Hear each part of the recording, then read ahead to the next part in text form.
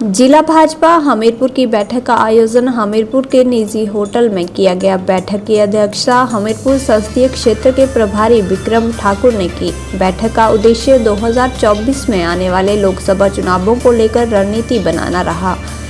इस मौके पर जिला भाजपा अध्यक्ष देशराज शर्मा, हमीरपुर संसदीय क्षेत्र के विस्तारक संजीव ठाकुर, पुरुषोत्तम गुलेरिया, जिला भाजपा मीडिया प्रभारी विकास शर्मा व जिला भाजपा के पदाधिकारी और कार्यकर्ता मौजूद रहे।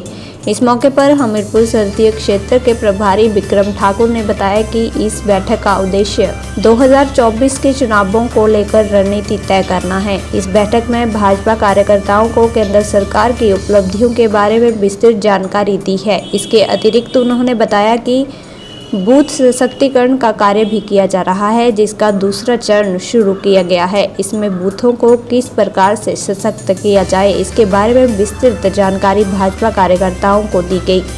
उन्होंने बताया कि भाजपा समर्थित बीडीसी सदस्यों के सम्मेलन भी आयोजित किए जा रहे हैं, जिसमें बिलासपुर और हमीरपुर जिला के बीडीसी सदस्यों को एक दूसरे के विचार जानने का मौका मिलेगा। उप मुख्यमंत्री और मुख्यमंत्री हमीरपुर के संसदीय क्षेत्र से होने के सवाल का जवाब देते हुए विक्रम ठाकुर ने कहा कि हमीरपुर संसदीय क्षेत्र से मुख्यमंत्री और उप मुख्यमंत्री बेशक हैं, लेकिन पिछले चुनावों का आकलन किया जाए तो इस क्षेत्र में भारतीय जनता पार्टी आगे रही है। उन्होंने कहा कि हमीरपुर संसदीय क्षेत्र में भारतीय जनता पार्टी सभी बूथों पर मजबूत है। वहीं विक्रम ठाकुर ने भाजपा में गुटबाजी के सवाल पर कहा कि भारतीय जनता पार्टी बूथों से जुड़ी हुई पार्टी है, उसमें किसी भी तरह की कोई गुटबाजी नहीं है। उन्होंने कहा कि गुटबाजी कांग्रेस पार्टी में देखने को मिल रही है। मुख्यमंत्री और उप मुख्यमंत्री के बयान अलग अलग आ रहे हैं। इससे साफ जाहिर हो रहा है कि कांग्रेस सरकार पार्टी में गुटबाजी है। कांग्रेस सरकार द्वारा पेश किए गए श्वेत पत्र पर विक्रम ठाकुर ने कहा कि एक व्यक्ति द्वारा तैयार किए गए श्वेत पत्र को श्वेत पत्र नहीं मानते हैं। उन्होंने कहा कि कांग्रेस पार्टी हिमाचल में पूर्व मुख्यमंत्री जयराम ठाकुर को कर्जे पे कर्जा लेने को दोषी ठहराती है। उन्होंने कहा कि कांग्रेस को ध्यान रखना चाहिए कि कर्ज लेने की शुरुआत पहले किसने की थी। भारतीय जनता पार्टी पूरे देश में और उसी तरीके से हिमाचल प्रदेश में बूथ सशक्तिकरण का काम जो है वो चलाया हुआ है। इसका एक चरण पहले भी हुआ है और उस दूसरे चरण में हम अपने पोलिंग बूथों को किस प्रकार से मजबूत कर सकते हैं, पोलिंग बूथों को के ऊपर जो अपनी टीम है उसको व्यवहारिक रूप से कैसे खड़ा कर सकते हैं, उस विषय के ऊपर आज हम बैठेंगे और उसके ऊपर विस्तृत चर्चा करेंगे। पोलिंग बूथ के ऊपर, पोलिंग बूथ का जो हमारा ढांचा है उसमें, उसके साथ साथ वहाँ पे जो हमारे पन्ना प्रमुख हैं उन सभी के बारे में जानकारियां इकट्ठी करके उनको एक जगह के ऊपर हमने करना है। और उसके साथ साथ पूरे हिमाचल प्रदेश में हमारे जो बीडीसी के मेंबर्स हैं उनके सम्मेलन हो रहे हैं। उन बीडीसी के सम्मेलन की तैयारी के विषय में भी, क्योंकि जो यहाँ के बीडीसी के मेंबर्स हैं उनको जिला बिलासपुर के बीडीसी मेंबर्स के साथ एक दिन के कार्यक्रम में रहना है, एक दिन की कार्यशाला वहाँ पे होगी। उन सारे विषयों के ऊपर आज हमारी मीटिंग है।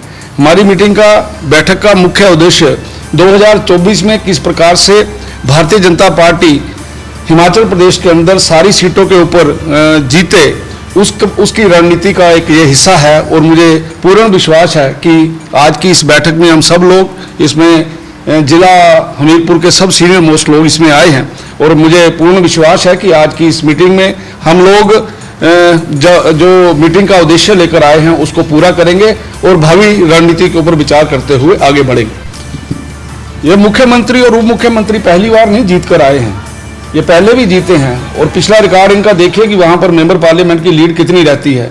ये ठीक है कि आज वो इन पदों के ऊपर हैं जिनकी आप बात कर रहे हैं, लेकिन Bharatiya Janata party polling booth के ऊपर सशक्त है और निश्चित तौर पर इन दोनों जिन स्थानों की आप बात कर रहे हैं, ये एक बड़ी लीड जो है उन दोनों विधानसभा क्षेत्रों से मिलेगी, ऐसा मैं मानता हूं। अब इसका जवाब अगर आप व्यवहारिक रूप से आते चलते फिरते देख रहे होंगे तो आपको ज़्यादा पता होगा कि गुटबाजी है किसमें है।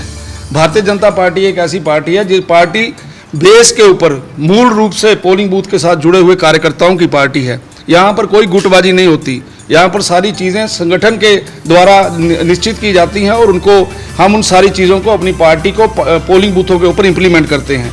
ये हालात तो उनके हैं जिनके बारे में आप बोल रहे हैं।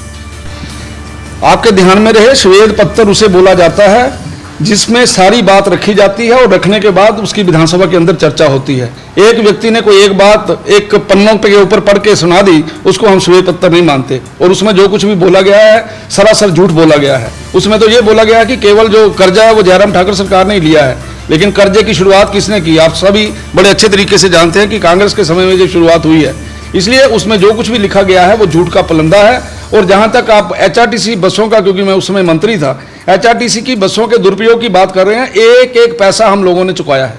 हमने कोई उसमें पैसा नहीं रखा, उल्टा जिस समय मैं मंत्री बना राहुल जी की रैली के पैसे भी हमने दिए हुए।